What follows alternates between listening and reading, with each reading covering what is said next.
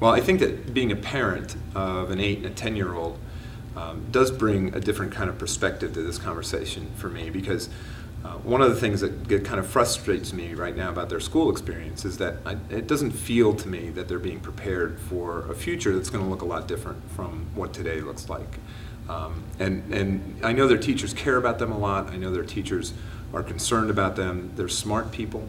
But they're not being enabled, I don't think, in many ways by not just my district, but by public school systems in general, by the way that we think about schools these days. They're not being really enabled to take some different routes in preparing their kids and preparing for them for whatever that eventuality is going to be.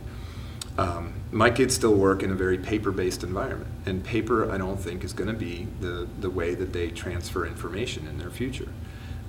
They aren't being taught to read in online digital environments. They don't get any real modeling or any real instruction as to what links mean, not only in reading but also in writing as well. And I think that they're going to have to be literate in the uses of hypertext, the uses of these kind of connected environments, connected writing environments, connected reading environments, where you know, what they are creating is being published and is being consumed by people maybe around the world.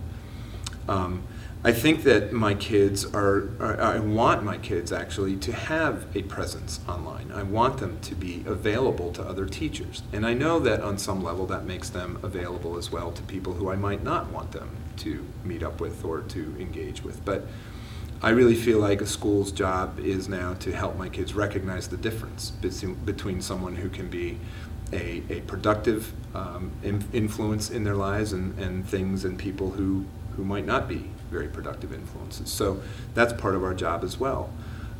Unfortunately, right now, I think that we limit our kids' exposure to that, and that's not to say that we open up the floodgates and, you know, just bring in all sorts of or unfilter everything. It's not, but it is to say that I think we have to begin to think about how can we sit with our kids and help them experience those moments that may be a little bit uncomfortable, that may be a little bit troublesome, and help them to make sure that they're making good decisions about those moments. My kids have to be extremely sophisticated at discerning what information it is that's coming at them.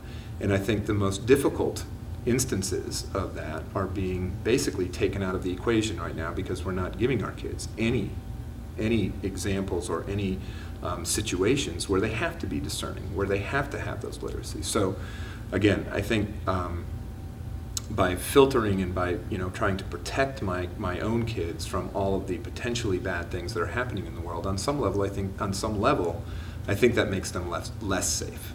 I think that they need, in some very controlled ways, to experience what some of that looks like. And I also just think that they have to become literate at developing their own connections around the world. I want my kids to be lifelong learners in the truest sense. I want them to be able to figure out whatever their passions are. I want them to be able to figure out how to create connections around those passions and to find other people around the world who share those passions and that they can interact with and learn from. That's a crucial literacy, I think, in this environment.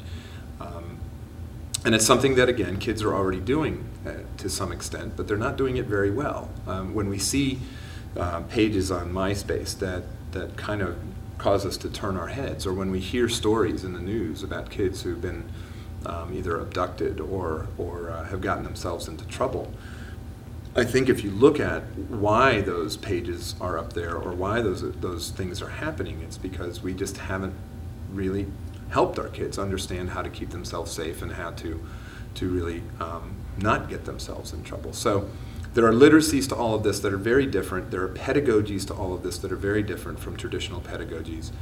And I really just think that if we try to at least envision what our kids' future might be like in very general terms, that will inform our current teaching strategies, our current curriculum, and our current pedagogies in ways that hopefully will make us more effective in preparing them for that.